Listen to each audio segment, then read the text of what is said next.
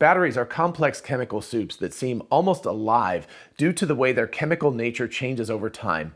And if they're not treated well, just like us humans and animals, they can develop problems over time. It's not the age, dear, it's the mileage. It's not the years, honey. It's the mileage. So what can we do to prolong the life of our Tesla batteries, batteries in other EVs, or really any other rechargeable batteries that we use? Let's take a look.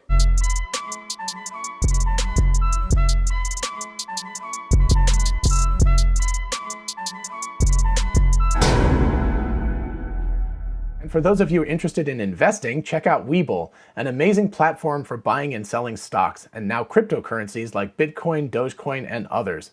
Open an account and get a free stock valued at up to $200, and fund your account and get another free stock valued at up to $1,600.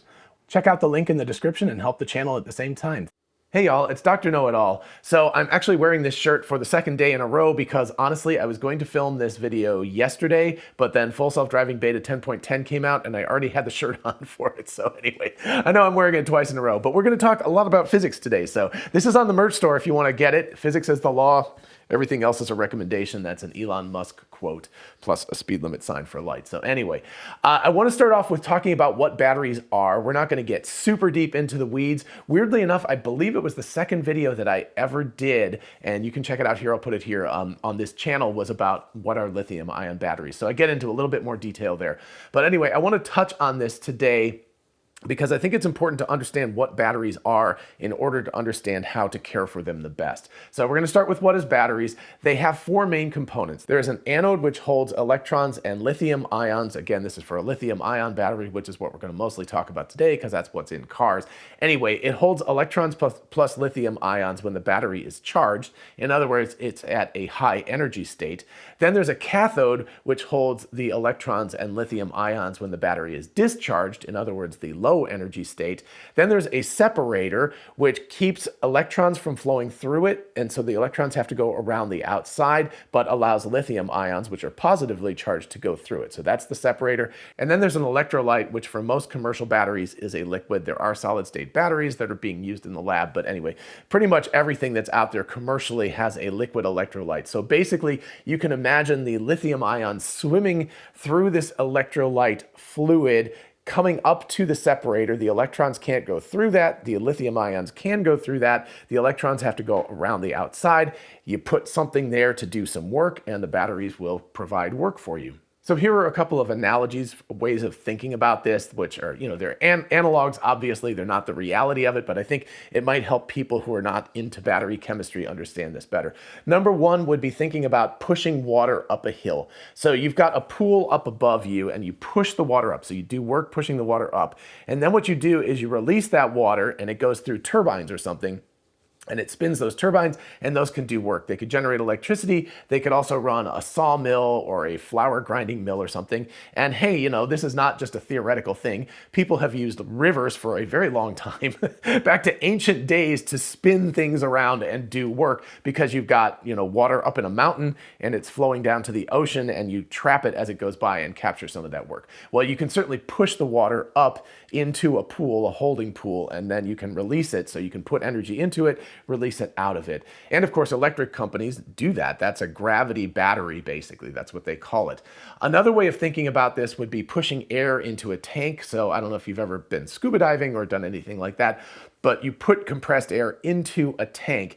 And as you do that, the tank will heat up. And that's a really important thing that we're going to touch on when it comes to actual batteries. But heat is really important. But basically, you're compressing the air in there, and then you could release the valve and you could put some sort of a turbine in front of that, and you could get work out of that as well, right? So you put work into something, you compress something, you create a state of low entropy. In other words, things are a little bit more organized, there's more pressure here, and then what you do is you release that to a state of high entropy. So everything in the universe is moving from low entropy, a fairly organized to compressed, whatever sort of state, human beings, whatever, to a state of lower entropy, right? So everything is more or less of a heat engine, including your car and all of that stuff, because all it's doing really is converting organized energy, like battery storage energy, stuff like that, stored in that, or gasoline energy, right? That's an organized form of energy, and it's converting it to heat. And in the meantime, you get some work out of it to drive the car around.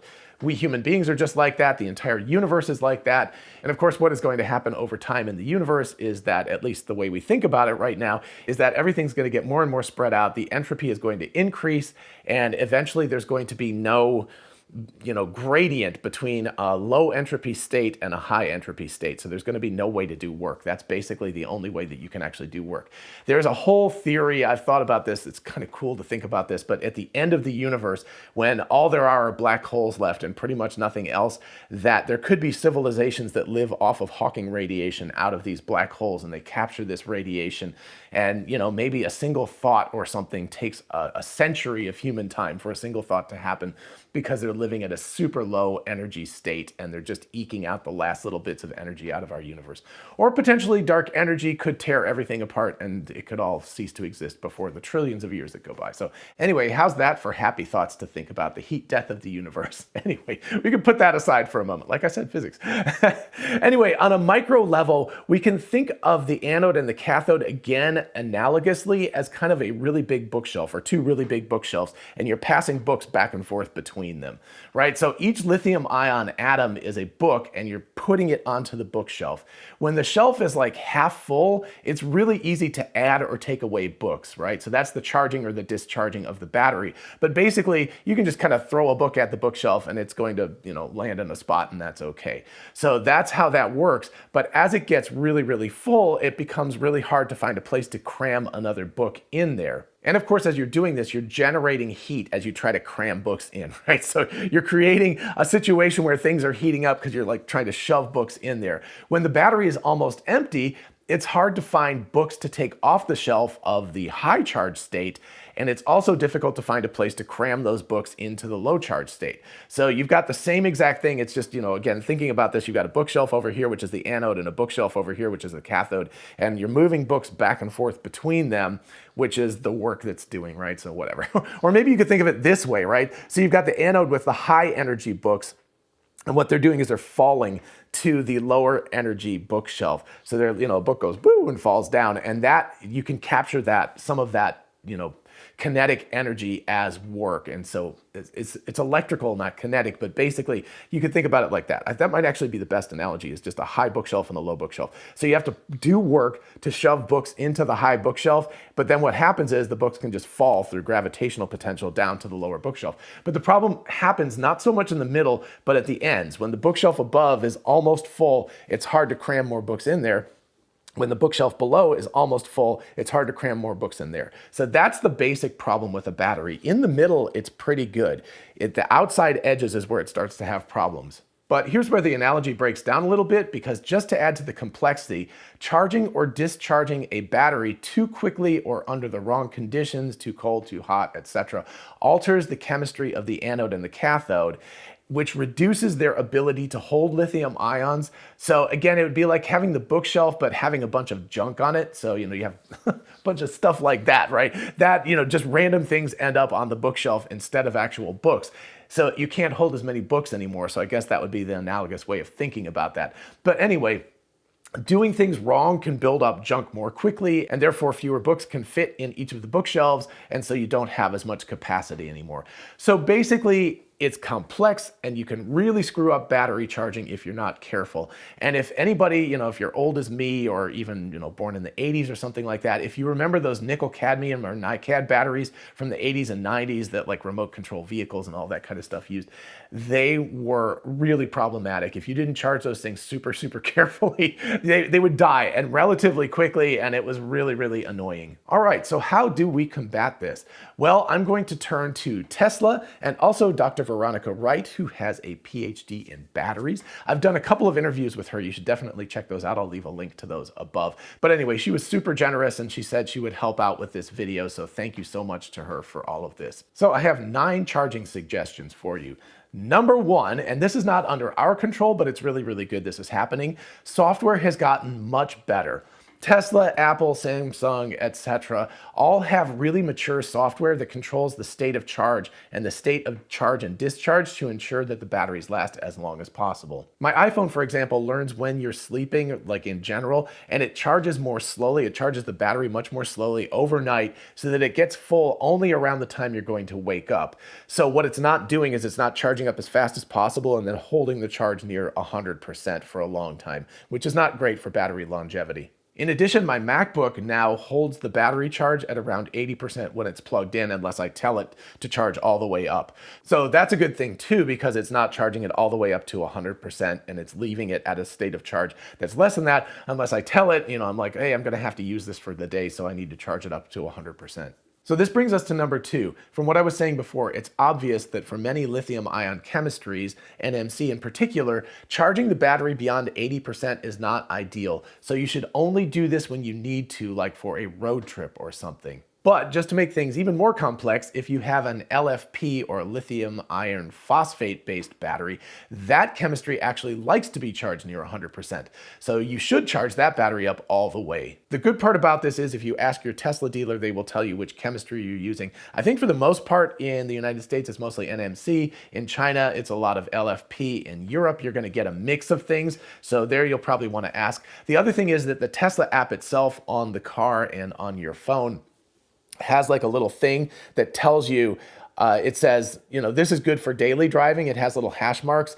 And then it also says this is good for trips. So if you look at it and you're using an LFP battery, it'll probably just tell you to charge it all the way up all the time. But if you're using an NMC type battery, it will give you kind of 50% to 80 or 90% for daily driving. And then it'll say like road trips or something for the higher amount. So you can look at the Tesla app, and again, software will help you to figure out the best place to have your particular battery chemistry. And of course, you can always call up Tesla and you can ask them for your particular car what your battery chemistry is, so you know for sure. All right, number 3, and I believe this is true even for LFP chemistry, but you should not let your car or any battery device stay at 100% long term. So in other words, what you don't want to do is plug it in, charge it up to 100%, and then just let it sit there forever and forever and forever. Because what happens is over time, the battery just loses charge. So, it'll lose like 2 or 3% charge and drop down to like 97, 98%.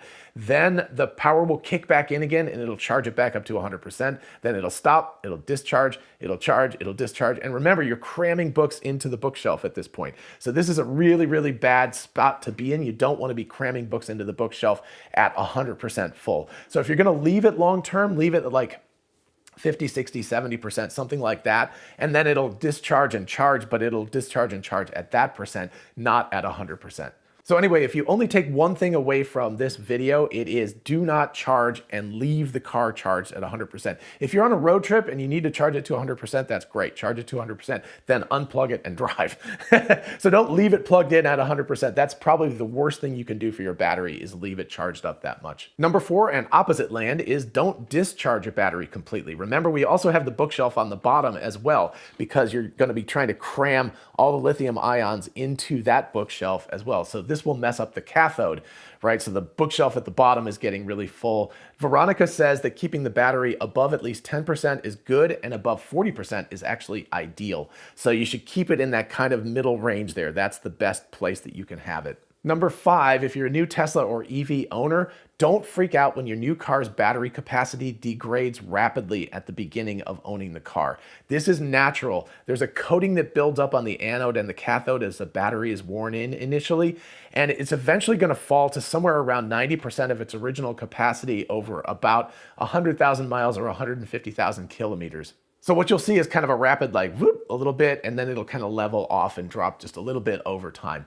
If it keeps dropping a lot at the beginning, then you should worry, and you should maybe get yourself a monitoring app or something that I'm going to talk about in a minute, or call Tesla or your EV manufacturer and ask what's going on about that. But if it's dropping a few percent, per 10,000 miles or something at the beginning of owning the car, don't worry about that. It will level off, and you'll end up at somewhere around 90% after like 100,000 miles or so. Number 6, what do you keep the battery charged at for best performance?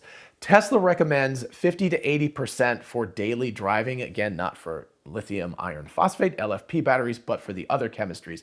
You can check your charging interface, as I said. Like I said before, the hash marks show you where the daily driving setting should be, and then there's a road trip setting as well. So you can always look on your car's interface and it will tell you how much you should charge your batteries up for a given type of thing, either daily driving or road trips. Dr. Wright, Veronika advises charging to right around 50%, particularly for NMC cathodes.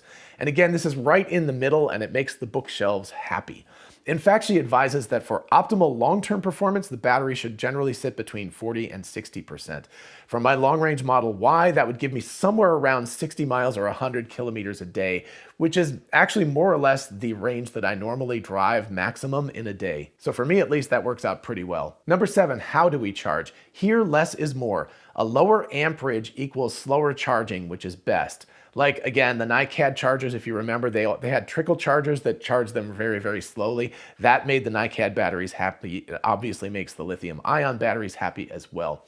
Tesla wall chargers, which are your home chargers, can actually charge it up to 48 amps or about 11.5 kilowatts. And Tesla superchargers, of course, can charge it up to 250 kilowatts or around 520 amps. But generally speaking, slower is better. You can set the amperage on the car either in the car itself or on your app. And if you set the car's amperage, Dr. Wright says, as far down as like 5 or 10 amps or something like that for overnight charging, it will charge more slowly, which of course will improve battery life. I personally have mine set at 20 amps, which I know is higher than 5, but I basically want to be able to make sure that it charges up properly overnight. But as I'm sharing my charging port with the dryer, and I did an episode on that if you want to check that out as well, about that, it works out really, really well, but I just want to make sure I don't start the charging until like 1 o'clock in the morning to make sure that any clothes that we're drying are dry. And so 5 amps is actually pretty slow for charging. So I have it set to 20, which works out well for me. So anyway, but set it as low as you can to get the charge status that you need so that it can charge up overnight. And you can always change it just in the app. You can just move it around. So if you need to charge it up a whole bunch or quickly or something, you can just move that and then set it back to a slower charge. Anyway, again, analogously, slower means that you're cramming less books into the upper bookshelf per second, which means less heat and less wear and tear on the battery. And that brings us to number 8, temperature. Batteries are like people. They actually really like room temperature, according to Dr. Wright. So if it's cold outside, what you might want to do is charge your car when you get home.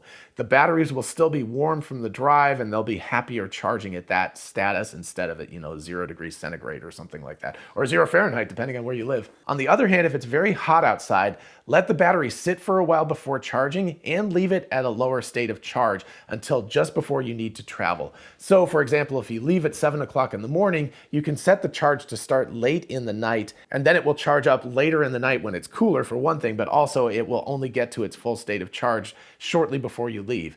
And interestingly enough, the Tesla app actually lets you say when you want the car charged by, and it will figure out when to start charging to make it so that it will be done by that time. So if you say, I want the car charged by 7 o'clock in the morning, it will figure out you've got this many amps, you've got this much charge you need to put in, how many hours do I need? It'll figure all of that out. So that's actually super cool and a really, really useful feature. So especially in the summer, you could use that so that it doesn't charge up too early when it's hot outside and, really, really hot conditions make everything move around a lot. And so that's not good for batteries either. And of course, if you're going to a supercharger, like on a road trip, or if that's just where you charge up, definitely put that in as your destination before you get there, because what happens then is that the car will precondition, it'll heat or cool itself to get the battery to the right temperature before you get there, which will not only make the charging more efficient, but it will also make the battery happier. So again, just sort of remember, room temperature is going to reduce the stress on the battery. So it's good to keep that in mind and good to keep things at more or less room temperature. And number 9, get a battery health monitoring app if you really care about this stuff.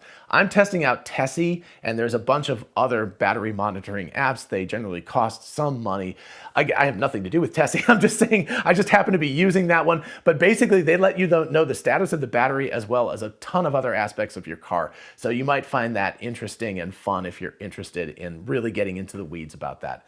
Of course, this isn't going to make the battery any better, but it can kind of alert you to any problems. And you can also get a sense of how well your battery is holding up over time. And it could be valuable if and when you sell your car, right? Because you could actually say like, look, my battery is like happy. It's it's at 92% state of charge and the battery is healthy and all of that stuff. So that could increase the value of your car when you sell it. Finally, and this is the most important thing, do what works for you. Trying to eke out every single watt hour is great if that fits your personality, but if you just get stressed out by all this stuff, just do what makes you feel good.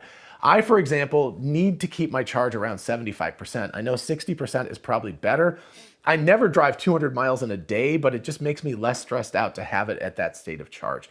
So, if that makes you happy, leave it at a little bit higher rate. Don't leave it at 100%. Don't do that. But if it makes you happier to leave it at 80% instead of 60%, it's fine. It's going to be okay. The software will work. And if you supercharge a ton, that's fine too. Just don't worry about it that much. But if you can, don't charge it above 80% there.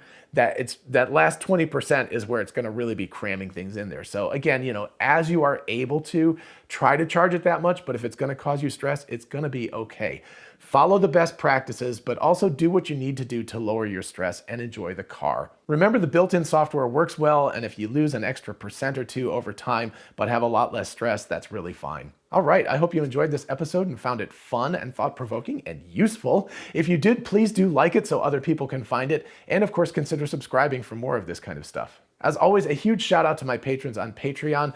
Thank you so much to Carlo, who actually wrote Dr. Wright about this whole thing and has been helping me out and actually suggested the Tessie app to me as well. So you in particular get a big shout out today, but thank you so much to everybody who's my Patreon patron. And of course, if you want to join the team, definitely check out the link in the description. And if you're interested in some awesome merch, check out the link in the description. We've got the Tesla Bot t-shirt, which is super popular these days. Don't mess with Tesla. Lots of other t-shirts, tumblers, mugs, etc. So check out the link in the description and help the channel out. And for those of you interested in investing, check out WeBull, an amazing platform for buying and selling stocks, and now cryptocurrencies like Bitcoin, Dogecoin, and others. Open an account and get a free stock valued at up to $200, and fund your account and get another free stock valued at up to $1,600. Check out the link in the description and help the channel at the same time. Thank you. And finally, don't forget that we are Tesla and Amazon affiliates. If you look in the description, you can see how going shopping for a solar roof, a power wall, or anything on Amazon helps out the channel. In the meantime, I'll see you in the next one. Bye-bye.